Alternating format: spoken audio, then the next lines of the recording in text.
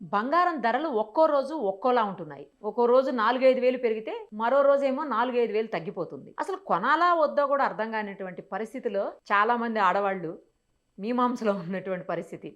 ఏం జేయాలి అసలు ఇప్పుడు కొనాలా వద్దా బంగారం? కొంటే ఏంటి పరిస్థితి? కొనకపోతే ఎలా ఉంటుంది రేపొద్దున? ఎందుకంటే కొన్న తర్వాత ఒకవేళ రేపు తగ్గిందనుకోండి, మళ్ళీ అదోక టెన్షను. అలా అని చెప్పేసి కొనకుండా ఉన్నాను రేపొద్దున ఇంకా పెరిగిందనుకోండి, ఏంటి పరిస్థితి? ఏం అర్థం కాకుండా ఉంది. సో, ఒక్కసారి మనతో పాటు మార్కెట్ అనలిస్ట్ ప్రశాంత్ గారున్నారు. ఆయన్ని అడుగుదాం. ఆయన ఏం చెప్తే అది జేసేద్దాం. నమస్తే అండి ప్రశాంత్ గారు. నమస్తే అండి నిర్మమ గారు. ఏంటండి కొనమంటారా? కొనాలా? వద్దా? ఏంది? కొంటేనేమో పెరుగుతదేమో పెరగదేమోనని భయం, లేక తగ్గిపోద్దని భయం, కొనకపోతే పెరుగుతదనే భయం. ఏం అర్థం కాకుండా ఉందసలు. ఈయన ఆడవాళ్ళు బంగారం చూస్తుంటే వామ్మో! అనే పరిస్థితొచ్చేసింది. సో, ఫస్ట్ ఒక డిస్క్లైమర్ అండి. మీరు ముందు చెప్పారు కదా! వారేం చెప్తే అది చేసేద్దామని. సో, ఇది జస్ట్ ఒక అనాలిసిస్ అంటే కొంచెం ఇన్ఫర్మేషన్. మీరు ఒక డెసిషన్ గాని, లేకపోతే అవగాహన కోసం అసలు ఏం జరుగుతుందని తెలుసుకునే ఇన్ఫర్మేషన్ సాధనం గాని, సో, ఒక యాస్ ఎన్ ఇన్వెస్ట్‌మెంట్‌గా నేను ఎవరికీ ఇమ్మీడియేట్‌గా ఈ సలహా ప్రకారం మీరు పెంచుకోండి, తగ్గించుకోండి అని చెప్పము. ఎందుకంటే ఇట్స్ వెరీ స్పెక్యులేటివ్. కాకపోతే అందుకు హెల్ప్ చేసే ఇన్ఫర్మేషన్ నేను ఇవ్వగలను. అంటే ఎవరు ఇప్పుడున్న పరిస్థితుల్లో ప్రపంచంలో ఆర్థిక నిపుణులు గాని, అనలిస్టులు గాని ఎవ్వరు కూడా పలానా రోజు ఇది పెరుగుతుంది, తగ్గుతుంది అంటూ కూడా స్పెక్యులేట్ చేసి చెప్పిన వాళ్ళు ఎవ్వరు లేరు. కానీ జరుగుతున్న పరిణామాలని క్లియర్‌గా ఎక్స్‌ప్లెయిన్ చేస్తూ ఏ ఫ్యాక్టర్స్ వల్ల పెరుగుతుంది, ఎందుకు పెరుగుతుంది, ఎలా ఉండబోతుంది అని ఒక ట్రెండ్ చెప్పగలరు మాత్రం గానీ కంప్లీట్‌గా చెప్పలేరు. ఎందుకంటే తెలిసిన ఏ ఒక్కరైనా గూడా ఒక ఇయర్‌లో 65% రిటర్న్ వస్తుందని ఎవ్వరు గూడా ఊహించలేరు. అంటే స్టాక్ మార్కెట్‌లో పెద్ద పెద్ద కొన్ని స్టాక్స్ అట్లా ఒక నెలలోనో, ఒక రోజులో ట్రేడ్ అయినట్టు బంగారు ఈ సంవత్సరం అంత రిటర్న్ ఇచ్చింది. సో, కాకపోతే మనం ఇంతకుముందు చర్చించుకున్నట్టు బంగారనేది ఏదో ఒక స్టేజ్‌లో కరెక్ట్ కావాలండి. అంటే ఏదైనా సరే గ్రాడ్యుయల్‌గా, సడెన్‌గా కానీ గ్రాడ్యుయల్‌గా గానీ ఎక్కువగా పెరిగిందనుకోండి. There is a steep hike. ఎక్కడో ఒక చోట ఒక కరెక్షన్ అనేది అవసరం. అవసరం. సో, బంగారు లాస్ట్ 3, 4 ఇయర్స్‌గా ర్యాలీ అయితూ అంటే సాధారణంగా ఒక 7, 8 లేదా 9% స్థిరంగా ఒక సంవత్సరానికి రిటర్న్ ఇస్తున్న బంగారు సడెన్‌గా లాస్ట్ 2, 3 ఇయర్స్ నుంచి 48, 50% ఇయర్ ఇంకా కంప్లీట్ గూడా కాలేదు. 65% రిటర్న్ ఇచ్చిన సాధనం ఖచ్చితంగా మనకు ఎక్కడో ఒక చోట కరెక్షన్ కావాలి.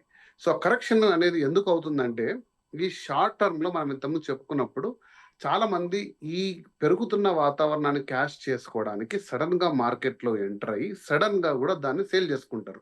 అంటే వాళ్ళకి ఆ సడెన్ ప్రాఫిట్ బుక్ చేసుకుంటారు. ప్రాఫిట్ బుకింగ్ అంటారు. సో, అది కొంచెం జరుగుతుంది.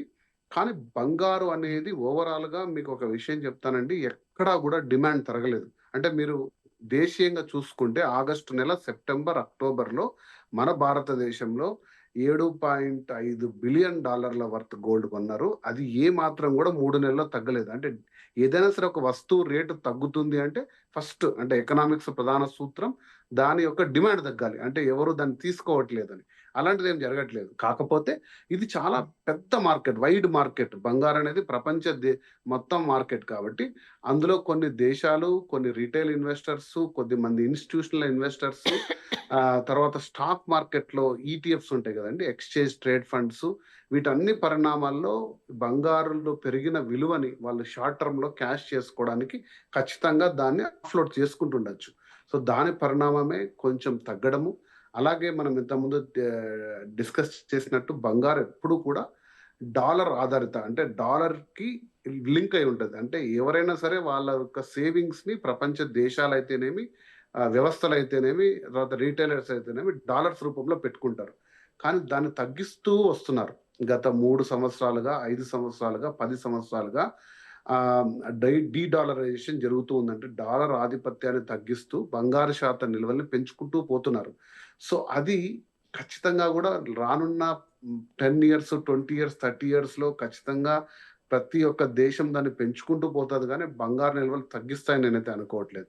సో, ఇప్పుడు మనం ఏదైతే చూస్తున్నామో అదొక కరెక్షన్‌లో భాగంగా జరుగుతుంది. సో, ఇంత చెప్పాక ఒక షార్ట్ ఆన్సర్ చెప్తానండి. ఈ మార్కెట్‌లో అంటే ఇంత హెచ్చుతగ్గులున్న మార్కెట్‌లో ఒక సామాన్య ఇన్వెస్టరు ఎంటర్ కాకపోవడం మంచిది. అంటే ఓకే. అందులో లాస్, ప్రాఫిట్ 2 అంటే అంచనా వేయలేని స్థితిలో ఉన్నప్పుడు ఒక సామాన్య ఇన్వెస్టర్ ఎప్పుడు గూడా హోల్డ్. అంటే జనరల్‌గా చెప్పేటేంటంటే ఇంత వోలటైల్ మార్కెట్‌లో మనం ఎంటర్ కాకుండా స్థిరంగా బంగారం మళ్ళీ పెరిగేటప్పుడు మీరు కొంచెం పెరుగుతున్నప్పుడు ట్రెండ్‌లో ఉన్నప్పుడు తీసుకుంటే ఖచ్చితంగా అది ముందుకెళ్తది. బట్ అది కొంచెం వెయిట్ చేయాలి. ఎన్ని రోజులనేదంటే జనరల్‌గా చెప్పేదేంటంటే 200 డే కరెక్షన్ యావరేజ్ అంటారు. అంటే 200 డేస్ లాస్ట్ ఆల్మోస్ట్. ఓకే.